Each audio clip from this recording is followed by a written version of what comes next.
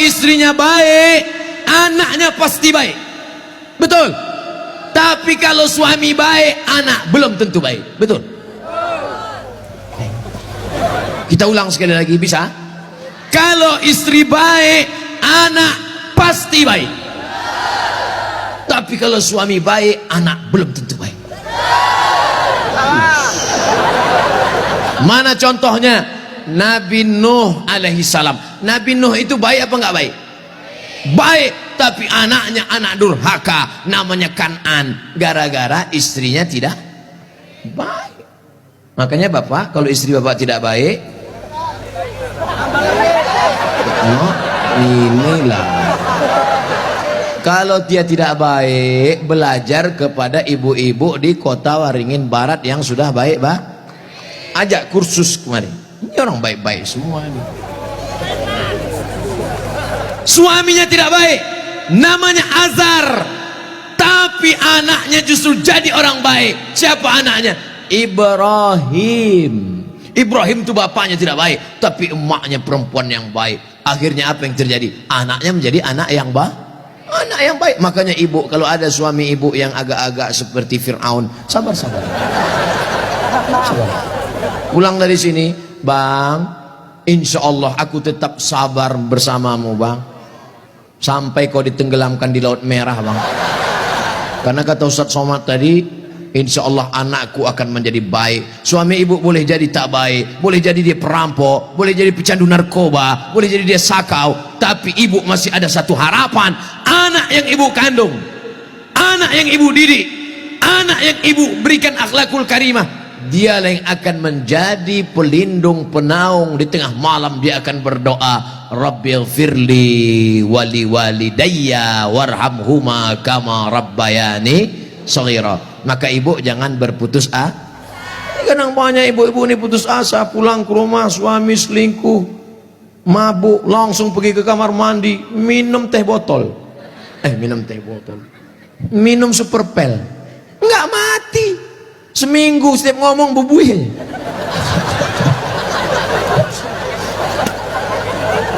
Ibu harus tegar, ibu harus kuat, ibu ada harapan. Harapan ibu siapa? Anakku akan jadi polisi, amin. Anakku akan jadi tentara, amin.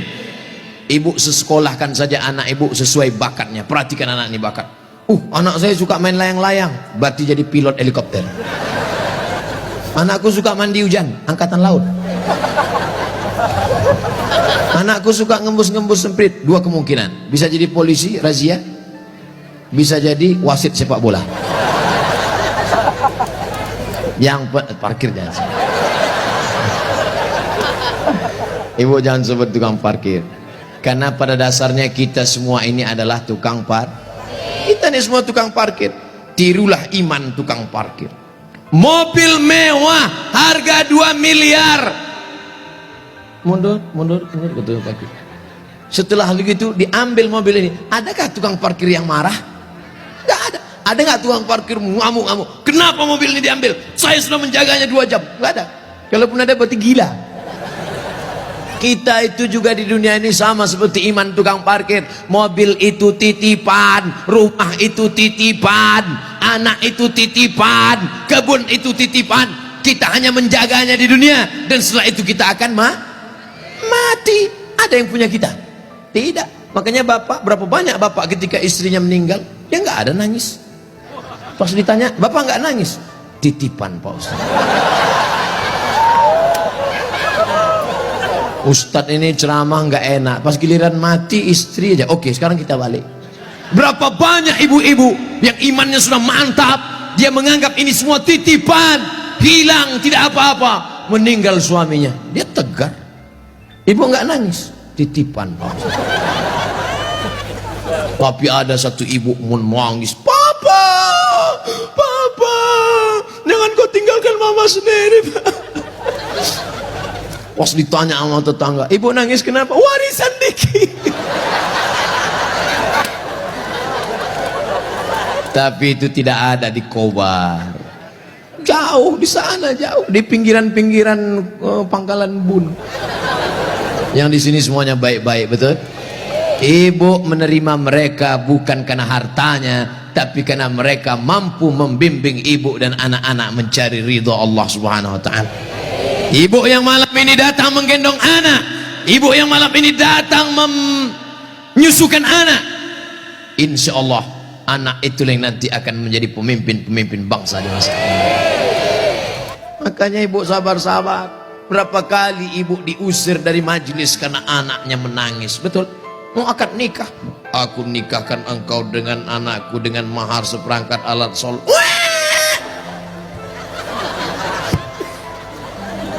Berapa kali di majelis kematian ibu diusir, betul? Ada orang kaya meninggal, datang anaknya, mantunya, cucunya pakai baju hitam semua, nama kelompoknya Men in Black. Sudah siap-siap mau menangis bersandiwara. 1, 2, 3. Rupanya anak ibu lebih kuat lagi nangisnya. Akhirnya tuan rumah marah, pergi pulang bawa anak. Berapa banyak ibu yang malu di depan orang banyak karena anaknya ingin naik mobil tetangga yang lebih mewah, lebih mahal. Tapi hari ini kesedihan ibu terbayar karena anak ibu adalah anak-anak yang soleh. Siapa yang lebih berbahagia, ibu apa bapak? Kan ibu bisa ngandung karena mereka kan. Sekarang saya tanya, siapa yang paling berbahagia, ibu atau bapak? Mereka tetap bertahan, Pak. Bapak Ibu yang dimuliakan Allah Subhanahu wa taala, siap menjaga persatuan? Jaga persatuan, karena negeri yang kita bangun dengan indah ini akan jadi hancur berkeping kalau tidak ada persatuan dan kesatuan, betul? Maka persatuan ini sama seperti tiang gawang. Kok Ustaz tiba-tiba ingat tiang gawang? Itu tiang gawang, itu tiang gawang. Ibu jaga gawang, jangan sampai kebobolan. Bapak striker, penyerang. Papa silakan kau pergi sejauh mata memandang, tapi di hari petang kau harus membawa uang. Untuk apa? Untuk anak-anak kita, supaya dia tidak makan riba, makan haram. Striker tidak pernah diejek oleh kiper. Kiper tidak pernah marah-marah. Apa kata kiper? Hei striker, kok enak aja di sana, tolong gantian kau jaga sini. Tidak ada, karena mereka sudah siap bagi-bagi bagi tugas. Ceramah di tanah lapang, Ustaz Somad. Ceramah di stadion, Ustaz Somad. Ceramah di TV, Ustaz Somad. Ceramah di YouTube, Ustaz Somad. Tapi yang ngajar di pesantren, yang ngajar di ma'had, yang ngajar di sekolah, para habaib dan ulama, kami udah bagi-bagi tugas. Makanya Habib ulama nggak pernah ngaji. Apa itu Somad itu? Ceramahnya di lapangan aja. Apa itu Abu Somad itu? Ceramahi ibu-ibu aja, Ustaz gatal. Kan kita udah bagi-bagi tadi. Makanya nonton jangan sepotong-sepotong. Kesana 45 menit, kesini 45 menit, belum, sebentar lagi habis. Masya Allah, tabarakallah, masih lama rupanya. Saudara yang dimuliakan Allah Subhanahu wa taala, di tempat laki-laki Abdul Somad bicara 3, bersama, jaga persatuan kesatuan. Yang kedua, ramaikan masjid dengan sholat berjamaah. Yang ketiga, makmurkan masjid dengan belajar agama, fikih, hadis, tafsir. Siap mengamalkan yang 3? Yang perempuan, yang pertama, ibu jangan sedih, ibu jangan depresi, hadapi masa depan, didik anak-anak menjadi anak-anak yang soleh dan solihah. Ada pondok pesantren di Kobar, tamat SD. Sebelum SD jangan sedih, kasihan, ingusnya 12. Kalau 11 itu biasa, bengkok, belum sampai hati. Ustaz Somad dulu pesantren, saya masuk pesantren tamat SMP, kegedean. Yang paling bagus tamat SD, masuk pesantren. Siap memasukkan anak ke pesantren tamat SD? Janji? Ibu ingat, ibu punya uang banyak, belikan dia gadget, belikan dia motor, belikan dia mobil. Dia kaya, dia banyak uang, dia ganteng, dia cantik, tapi dia sakau, gemetar, sakit, gak ada gunanya. Makanya benteng terakhir menjaga anak-anak kita adalah pondok pesantren. Tapi pesantren ini kadang-kadang nasib bak kerakap tumbuh di batu, hidup segan mati tak mau. Santrinya 1000, WC-nya 10. Ngantrilah santri-santri, wajahnya biru, menahan serangan. Maka ceramah saya di Palembang, Ustadz Abdul Somad, saksikan hari ini sumbangan 52 unit.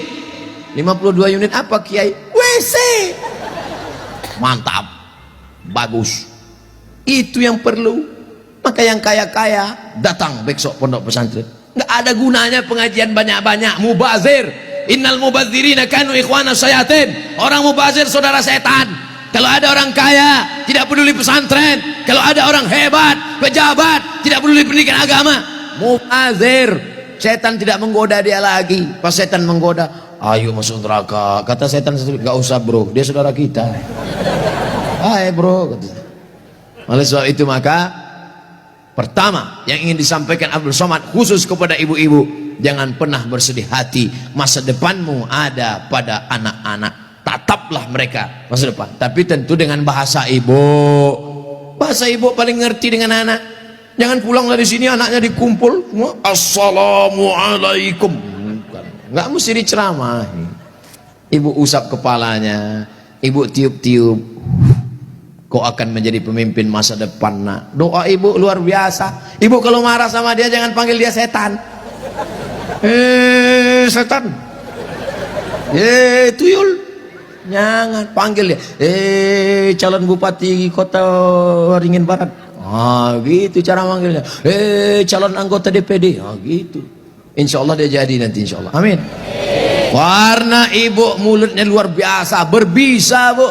Ibu ngomong salah saja diaminkan malaikat. Maka jangan pernah bicara yang tidak baik, bicara yang baik-baik. Sampai ada seorang laki-laki di zaman Bani Israel sebelum Nabi Muhammad SAW, namanya Juraij. Siapa namanya? Juraij. Ada orang Pangkalan Bun namanya Juraij? Belum ada. Nah, ibu yang hamil-hamil nanti kasih nama anak Juraij. Hai Juraij. Kepala sekolah salah tulis George. Ibunya lewat di depan tempat ibadah Juraij. Apa kata ibunya? Ya Juraij. Juraij merasa Tuhan lebih mulia. Aku tidak perlu menyambut panggilan anak. Aku tidak perlu menyambut panggilan ibuku. Dipanggil kedua kali. Ya Juraij. Juraij mengatakan, Tuhan lebih mulia, ngapain aku menyambut ibuku? Panggilan yang ketiga, ya Juraij. Anaknya tidak menyambut juga. Akhirnya tercetus dari mulut ibunya. Apa kata ibunya? Allahumma la tumithu hatta turihi wujuhal mumisat. Jangan matikan Juraij sebelum matanya melihat wanita tuna susila. Mohon maaf, perempuan tidak baik, PSK, WTS, entah apa lagi namanya. Dikabulkan Allah. Tidak lama setelah itu ternyata ada seorang perempuan pengembala kambing, hamil bukan kenyang, hamil. Ditangkap, ditanya, hei perempuan, siapa suamimu? Siapa yang menghamilimu? Perempuan itu menjawab, Juraij. Yang menghamili saya adalah Juraij. Kira-kira masuk akal nggak Juraij menghamili perempuan yang nakal ini? Tidak, bukan dia, tapi fitnah. Dipertemukan Juraij dengan perempuan nakal. Rupanya Allah hanya ingin mengabulkan doa si ibu. Kata si ibu, jangan matikan Juraij sebelum matanya melihat wanita tuna. Akhirnya matanya memang betul-betul melihat wanita tuna susila. Melihat, padahal tidak mungkin ahli ibadah ketemu dengan wanita tuna susila. Kalau Satpol PP ketemu wanita susila memang bisa. Razia maksudnya. Mohon maaf Pak Satpol PP.